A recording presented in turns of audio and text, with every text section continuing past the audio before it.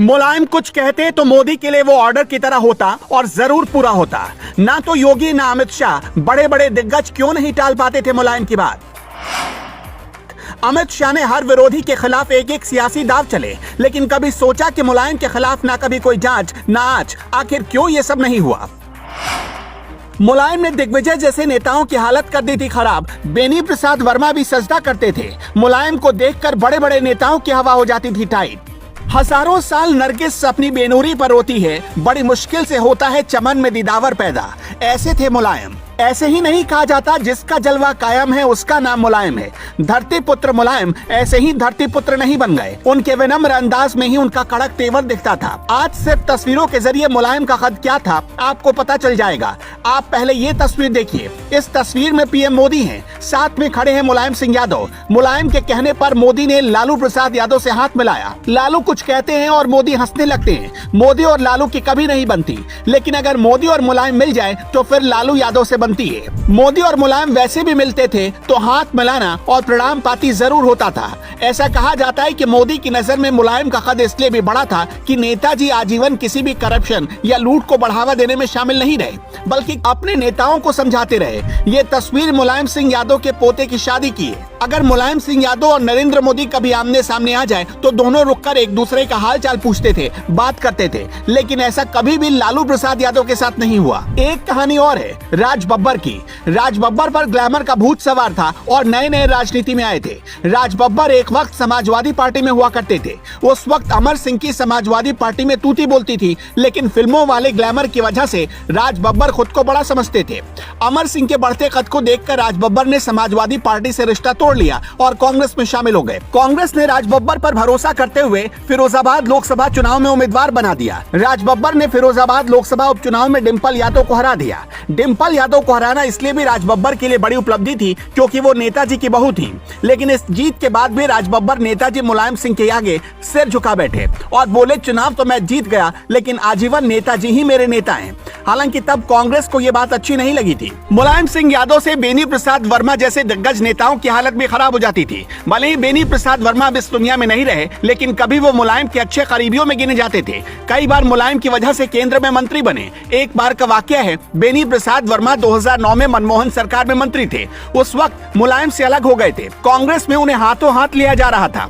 बेनी प्रसाद वर्मा को सिगरेट पीने की बुरी लत थी और बार बार मुलायम बेनी को इस आदत को छोड़ देने के लिए कहते, दुत्कारते भी, कई बार फटकार भी लगा चुके थे। मुलायम कहते थे, जब नेता सिगरेट पिएगा तो कार्यकर्ता पर क्या असर होगा। बेनी प्रसाद वर्मा की इस बुरी लत की वजह से मुलायम उन्हें गाहे बगाहे टोक दिया करते थे। इसलिए बेनी प्रसाद वर्मा कभी उनके सामने सिगरेट नहीं पीते थे। एक बार संसद भवन के परिसर में बेनी प्रसाद वर्मा सिगरेट का कश लगा रहे थे। पीछे से मुलायम आने लगे। मुलायम सिंह यादव का काफिला बेनी प्रसाद वर्मा ने आते देख लिया। तुरंत सिगरेट फेंककर पैरों से दबाने लगे। तब तक नेताजी गाड़ी से उतरकर बेनी प्रसाद वर्मा के पास गए और हालचाल पूछने लगे, लेकिन नेताजी समझ गए कि बेनी प्रसाद वर्मा वहां खड़े होकर क्या कर रहे हैं। मुलायम सिंह ने फिर से बेनी प्रसाद वर्मा को ये आदत छोड़ देने को कहा और चले गए। लेकिन यह सब होता देख एक सांसद ने देख लिया और पूछा कि आपने सिगरेट क्यों फेंकी। तो बेनी प्रसाद वर्मा बोलने लगे, डांटने लगते इससे अच्छा था कि हमने फेंक दी। हालांकि वो पढ़ी गई। अब अमित शाह को ही ले लीजिए। विरोधी बीजेपी पर और अमित शाह पर आरोप लगाते रहे कि वो बदले की कार्रवाई करते हैं। बीजेपी के खिलाफ जाने वाली सभी पार्टियों के यहाँ छापे पड़े। किसी न किसी वजह से सबको परेशानी उठानी पड़ी। लेकिन कभी सुना आपने कि नेताजी के यहाँ कुछ ऐसा हुआ? कुछ मीडिया एक्सपर्ट दावा करते हैं कि यही तो नेताजी का कद था। विधानसभा चुनाव 2022 से पहले अखिलेश के करीबियों के यहाँ दनादन छापे पड़े, लेकिन अखिलेश को किसी ने भी नहीं छुआ। ये सिर्फ नेताजी की देन थी। राहुल, प्रियंका और सोनिया सबके निशाने पर बड़े बड़े कद्दावर नेता रहे, लेकिन गांधी परिवार भी कभी मुलायम पर उस अंदाज में हमलावर नहीं हो पाया। कभी आपने सोचा कि क्यों सीएम योगी आदित्यनाथ, जिनके निशाने पर अक्सर अखिलेश रहा करते हैं, कभी मुलायम सिंह यादव को निशाने पर नहीं लेते? हालांकि एक बार संसद में योगी आदित्यनाथ ने मुलायम सिंह यादव के खिलाफ बयान दिया, लेकिन जब भी मुलायम सिंह यादव और योगी आदित्यनाथ का आमना सामना होता, योगी हाथ जोड़ लेते।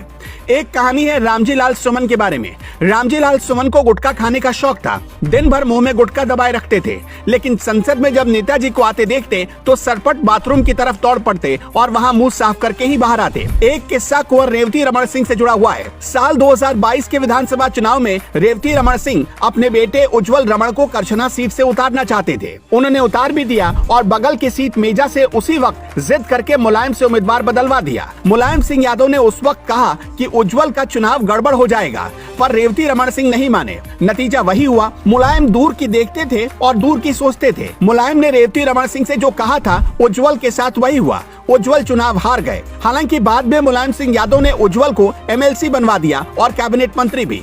मुलायम बड़े दिल वाले थे, वो दूर की देखते थे। याद है 2019 का लोकसभा चुनाव होने वाला था, उससे पहले सदन में विधायी भाषण चल रहा था। मुलायम सिंह यादव खड़े हुए और हाथ जोड़कर बोले, मैं चाहता हूं कि नरेंद्र मोदी दोबारा प्रधानमंत्री बने। हालांकि विरोधियों को ये बात हजम नहीं हुई। यहाँ तक कि मुलायम सिंह यादव की पार्टी में भी इस बात को लेकर कई लोगों ने सवाल उठाया। मुलायम का साथ जिसने भी दिया उसे नेताजी ने कभी निराश नहीं किया। कहने वाले कहते हैं कि समाजवादी पार्टी में सिर्फ एक परिवार की चलती है, लेकिन ऐसा कहने वालों ने मुलायम सिंह यादव को ठीक ठीक पहचाना ही नहीं।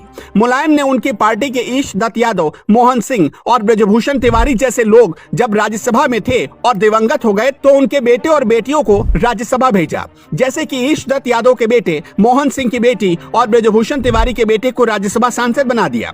अमर सिंह और बेनी प्रसाद वर्मा ने सपा छोड़ने के बाद मुलायम सिंह यादव को न जाने क्या क्या भला बुरा कहा, लेकिन जब इन दोनों की सियासत मुश्किल दौर से गुजर रही थी तो मुलायम ने बुलाया और अपनी छाव दी। अमर सिंह और बेनी प्रसाद वर्मा को 2016 में मुलायम ने फिर से राज्यसभा भेजा, इसलिए कि दोनों बहुत बीमार रहने लगे थे और दोनों उनके पुराने साथी थे। मुलायम हमेशा पिछड़ों की आवाज रहे। एक वक्त था जब दस्यु सुंदरी फूलन देवी को सबने इग्नोर किया। फूलन देवी का खौफ चलता था, लेकिन मुलायम उन्हें मुख्य धारा में ले आए और मुख्य राजनीति में भी।